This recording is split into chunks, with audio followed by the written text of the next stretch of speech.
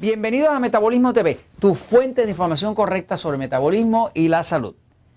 ¿Qué dieta, qué nutrición puedo usar para ayudar a una persona con epilepsia? Yo soy Frank Suárez, especialista en obesidad y metabolismo. Quiero decirles que hace poco he estado estudiando, estuve estudiando primero el tema de la diabetes y pues ya salió al mercado, por lo menos en Puerto Rico, en Costa Rica, próximamente en México, el libro Diabetes sin Problemas. Es un librito, ¿verdad? Porque tiene bastante información. Este libro pues contiene 870 referencias clínicas, referencias científicas que avalan la información que se está dando aquí. Pero una de las cosas que descubrí mientras estaba estudiando las referencias científicas para la diabetes es que de la misma forma que hay un tipo de dieta que se utiliza para controlar la diabetes y para controlar la obesidad, también hay una dieta que se utiliza para ayudar a las personas con epilepsia. Y eso es lo que quiero compartir con ustedes por si tienen alguna persona, algún conocido que padece de epilepsia, pues voy un momentito a la pizarra para que usted le pueda dar algún consejo que conduzca a esa persona a controlar los ataques de epilepsia. ¿Okay? Voy a la pizarra un momentito, fíjense. La epilepsia es una condición que tiene todo que ver con el sistema nervioso.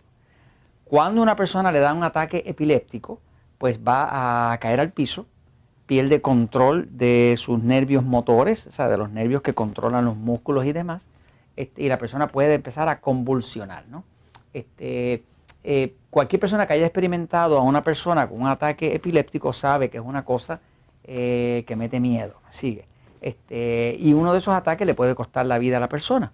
Así que es como que el sistema nervioso completo del cuerpo se descontrola y ya la persona pierde el control total de su cuerpo. Ahora, vamos a empezar por decir que la epilepsia,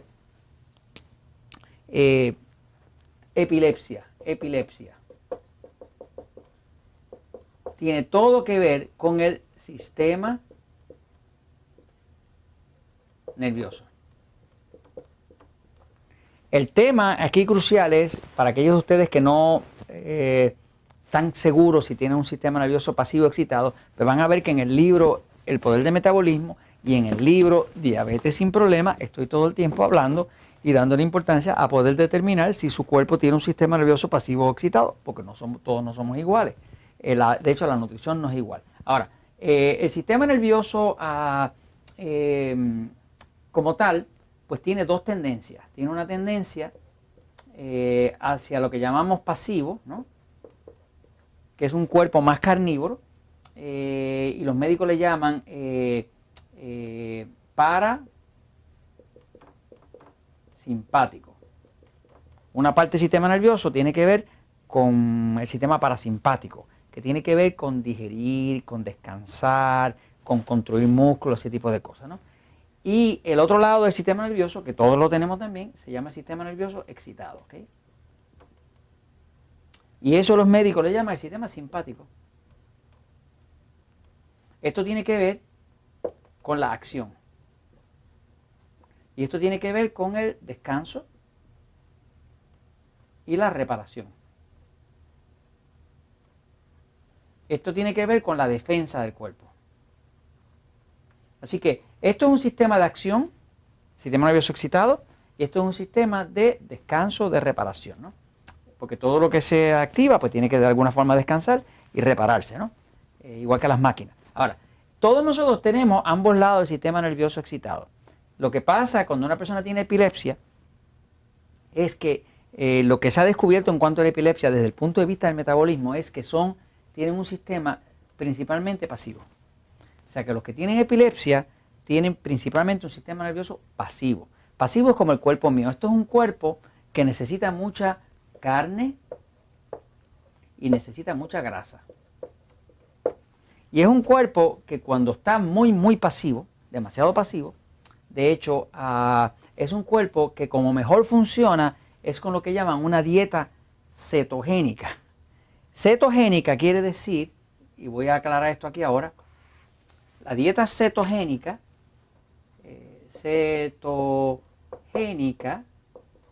viene de cetosis. Cetosis es la acción de que las grasas del cuerpo se rompen. Por ejemplo, no lo confunda con una condición que tienen los diabéticos que se llaman cetoacidosis, que se explica acá, ¿no? La cetoacidosis y la cetosis no son la misma cosa. Cetoacidosis, que es lo que le da a los diabéticos, cuando le sube mucho la glucosa, mucho el azúcar, y no hay suficiente insulina para que ese azúcar penetre las células, al diabético le da le puede dar una cetoacidosis, que quiere decir que como las células no pueden utilizar esa glucosa porque no hay insulina, entonces el cuerpo empieza a romper todas las grasas, y todas esas grasas que son ácidos, porque son ácidos grasos, caen en la sangre y acidifican el cuerpo, lo cual le puede costar la vida a la persona, ¿no? Así que cetoacidosis y cetosis no son la misma cosa. Estoy hablando de una cetosis nutricional. Cetosis nutricional es un estado saludable, natural, donde el cuerpo empieza a consumir las grasas. O sea, que se llena la grasa, la sangre, pero los músculos están consumiendo esa grasa porque la grasa tiene más energía que las proteínas y que los carbohidratos, y es lo que los músculos utilizan con más facilidad. O sea, que si el cuerpo tuviera que alar energía de un sitio, el sitio correcto es de la grasa. Por eso cuando una persona adelgaza, le baja la talla y demás, porque el cuerpo, sus músculos se comen la grasa, ¿no? Ahora, en principio lo que estamos viendo es que las personas que tienen epilepsia, pues tienen un sistema nervioso predominantemente pasivo. Como es pasivo, es un cuerpo que necesita carne y necesita grasa. Este tipo de cuerpo, cuando es demasiado pasivo, que es demasiado pasivo, porque hay grados de pasivo y grados de excitado, lo tienen tan y tan pasivo que cuando comen carbohidratos refinados, no estoy hablando ahora de ensalada y vegetales, que esos son los carbohidratos naturales, como les llamo acá en este libro. Acá en El Poder del Metabolismo, yo distingo entre carbohidratos refinados y carbohidratos naturales. Si la gente comiera muchos vegetales y ensaladas, aquí no habría problema ni de obesidad, ni de descontrol en diabetes, ni nada, pero lo que comen es mucho pan, mucha harina, mucha tortilla, mucho dulce, mucha Coca-Cola, mucho de carbohidratos refinados. Entonces, ahí es que está el problema. Estos cuerpos de las personas que tienen epilepsia, pues realmente lo que pasa es que es un cuerpo del sistema nervioso pasivo, y es un cuerpo donde la dieta más apropiada para ellos, que ha demostrado la investigación científica, porque eso está en los estudios clínicos, es que es una dieta más cetogénica, que es una dieta que lleva más grasa, más carne, más utilización de las grasas como fuente de energía, ¿no? Y es una dieta donde no hay mucha tolerancia al pan, al arroz. O sea que lo peor que usted puede hacer con una persona que tiene epilepsia es darle a comer arroz y frijoles, o tortilla de maíz, o dulce. Eso lo va a matar, porque es el tipo precisamente de alimento que descontrola ese cuerpo, porque ese tipo de alimento, que es los carbohidratos refinados, ponen el cuerpo más pasivo de lo que está. El cuerpo, si un cuerpo se pone más pasivo de lo normal, sobreviene una crisis. Es igual que si un cuerpo se pone más excitado de lo normal, sobreviene una crisis. La vida y la salud necesitan un equilibrio, necesitan un balance. El cuerpo no puede estar ni demasiado pasivo ni demasiado excitado. Ahora, ¿qué es la epilepsia? Pues es una condición donde el cuerpo está demasiado pasivo. Demasiado pasivo es un cuerpo que necesita entonces un tipo de alimento que es como un combustible pesado. Necesita cosas más fuertes, más sólidas.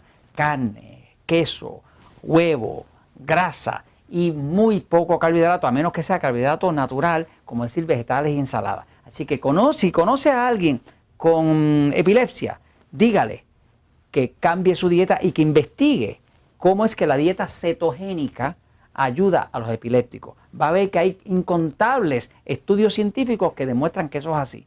Esta información quizás no se lo dicen a la gente allá afuera, porque entonces no le pueden vender los medicamentos, pero eso lo dejamos para otro día. Y esto se los comparto, pues, porque la verdad siempre triunfa.